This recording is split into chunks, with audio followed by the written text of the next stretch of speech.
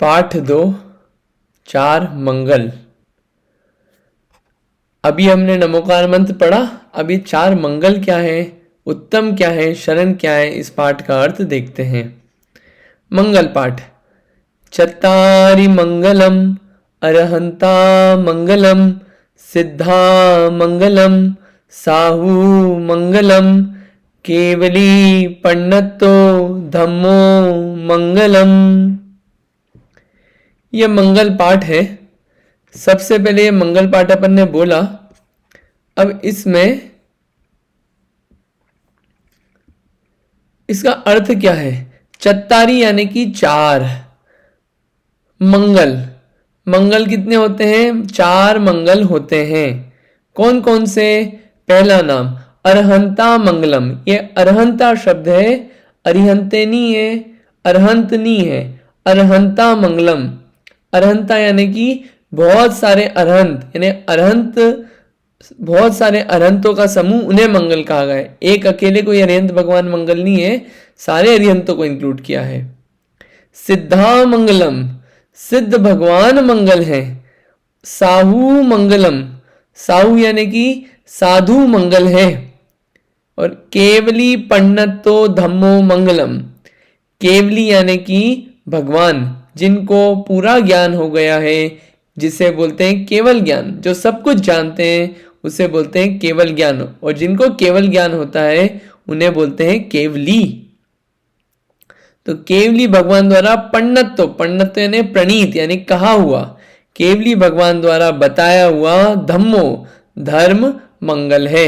चार चीजें मंगल हो गई।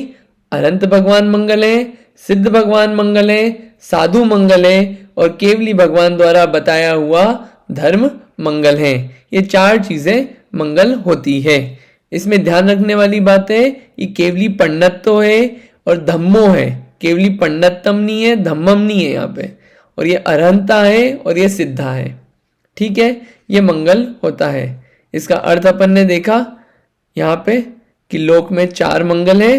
अनंत भगवान मंगल है, सिद्ध भगवान मंगल है, साधु यानी आचार्य उपाध्याय और साधु मंगल है, तथा केवली भगवान द्वारा बताया गया वीतराग धर्म मंगल है। इसमें क्वेश्चन आता है कि वैसे हमने परमेश्वरी पढ़े थे 5, अनंत, सिद्ध, आचार्य, उपाध्याय, साधु, है ना। और आपने यहाँ पे सिर्फ बोला है साहु मंगल, साधु मंगल। तो क्वेश्चन हमको आता है कि आचार्य उपाध्याय को अलग से क्यों नहीं लिया गया, सिर्फ साधु बोल दिया, आचार्य उपाध्याय क्यों नहीं लिया।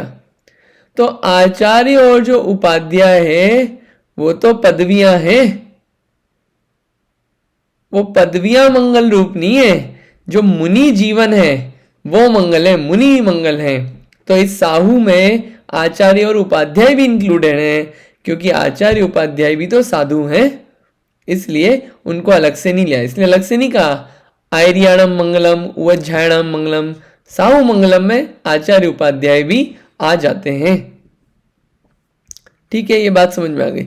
अब ये पूरा मंगल पढ़ लिया, लेकिन एक बात समझ में नहीं आई, ये मंगल होता क्या है, मीनिंग क्या है मंगल का, और इनको मंगल क्यों बोला। दुनिया में इतनी सारी चीजें हैं, कुमकुम है, केशर है, कलश होता है, इन सबको मंगल बोला जाता है। ये इनको मंगल क्यों बोला है, ये सवाल उठता है। देखते हैं अपन। मंगल, मंगल का अर्थ पहले बताया था, मम प्लस गल। मम प्लस गल, ये जो शब्द है मंगल, मम प्लस गल यानी कि पापों को गलावे। और फिर अपन इसको एक और तरीके से तोड़े तो मंग प्लस ल। मंग यानी कि सुख, ल यानी कि लावे।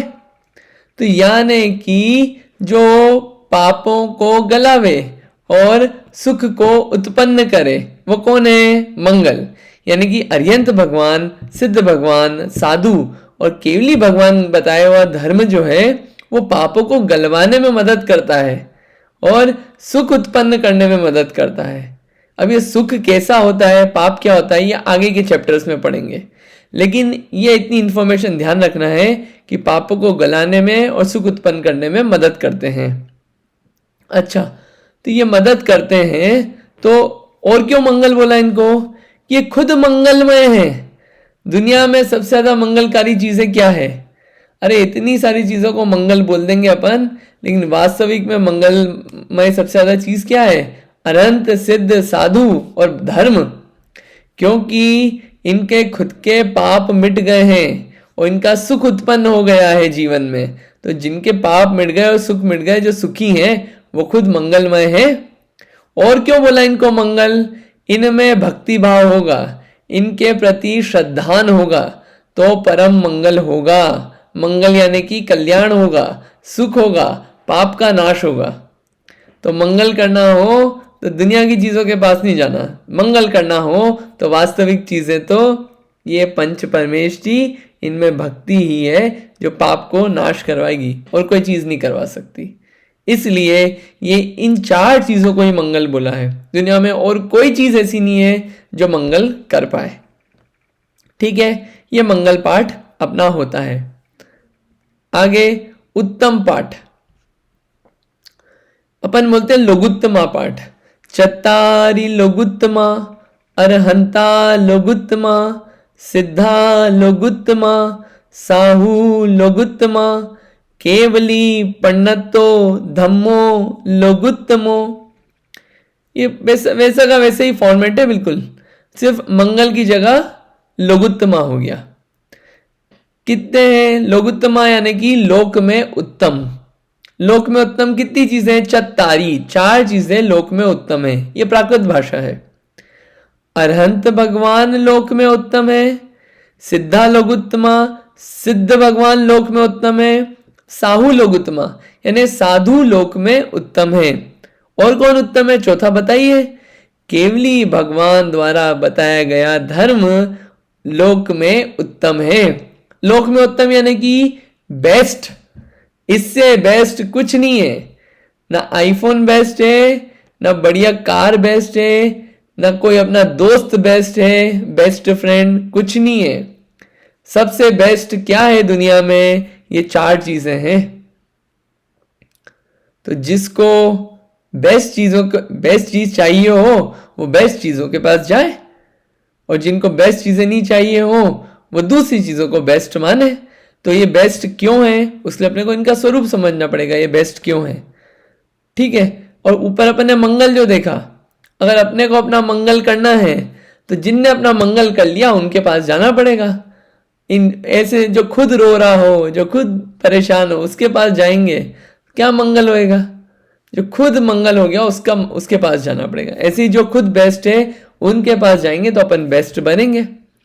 तो ऐसे 4 उत्तम हैं। अर्थ देखते हैं। लोक में 4 उत्तम है। अनंत भगवान उत्तम है, सिद्ध भगवान उत्तम है, साधु यानी कि आचार्य उपाध्याय और साधु उत्तम है, केवली भगवान द्वारा बताया हुआ वीतराग धर्म उत्तम है। यहां पे फिर साहू में आचार्य उपाध्याय भी आ जाते हैं। ठीक है, दूसरी बात, ये केवली भगवान द्वारा बताया हुआ वीतराग धर्म उत्तम है। जितने भी केवली हुए सबने एक ही धर्म बताया है, सबने अलग अलग बातें नहीं कही। इसलिए जो धर्म है ये एक ही है। वीतराग धर्म ये क्या है? उत्तम है। ठीक है, ये बात आती है अपने को। अब ये उत्तम बोलते किसे हैं? किसे बोले डेफिनेशन?